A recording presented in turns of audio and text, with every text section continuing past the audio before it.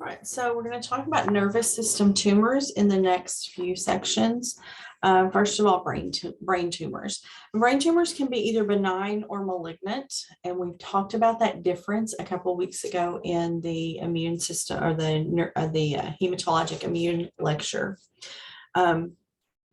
But even benign tumors can be really problematic in the brain because they take up space and they cause symptoms by causing pressure on the brain. They can affect cerebrospinal fluid drainage and circulation. And so a brain tumor, even if benign, is usually going to cause, as it grows, will cause some increased intracranial pressure. It also can cause localized pressure on specific areas of the brain. Malignant brain tumors are more invasive, tend to grow more quickly, and tend to start changing the surrounding tissues. So the clinical signs of a brain tumor depend on the location of the tumor, the size of the tumor, how fast it's growing. So if someone is suspected to have a brain tumor, they're going to do imaging to see that. And they probably will have MRI and CT, often both with and without contrast. So when they've seen a mass in the brain, they may also do angiography to try to look at what the blood flow is like to that mass. They may have EEGs to determine what the effects are on the transmission of signals in the brain. They may have a lumbar puncture to look for stray cells, but they cannot be, a brain tumor cannot be definitively diagnosed as far as what type of tumor it is without a biopsy. So generally they're going to do a craniotomy, remove the tumor or as much of it as is possible, and then biopsy that. And when the biopsy results return, then they know what kind of tumor they're dealing with and can make a plan.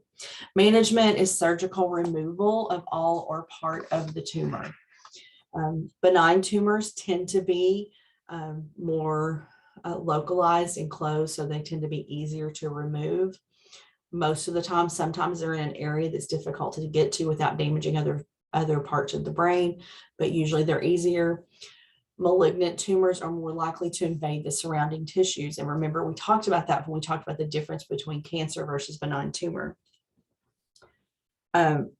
So malignant tumors if a tumor is expected to be malignant, sometimes they will use radiation or chemotherapy to try to shrink it some before surgery to make it easier to remove. Sometimes if surgery is done and there's residual tumor there, they weren't able to get all of it, then they may use chemo or radiation to try to get as much of the rest of it as possible. Radiation is avoided in children younger than 3 if they can avoid it.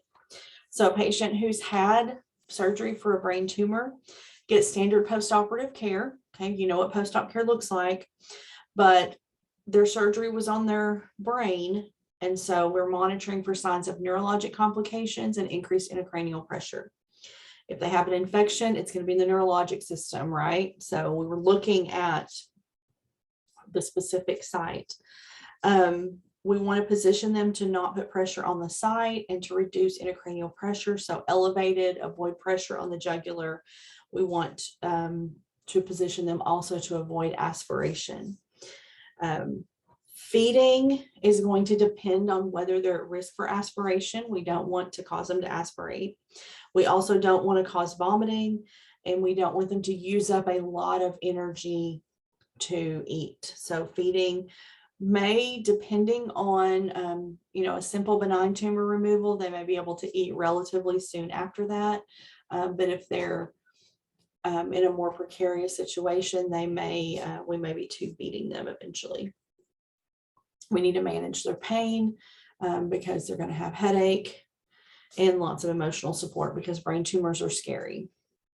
The prognosis depends on the type, the size, the extent of the disease, the age of the patient, and how much of this tumor they're able to get out without damaging other tissue. That's called resectability.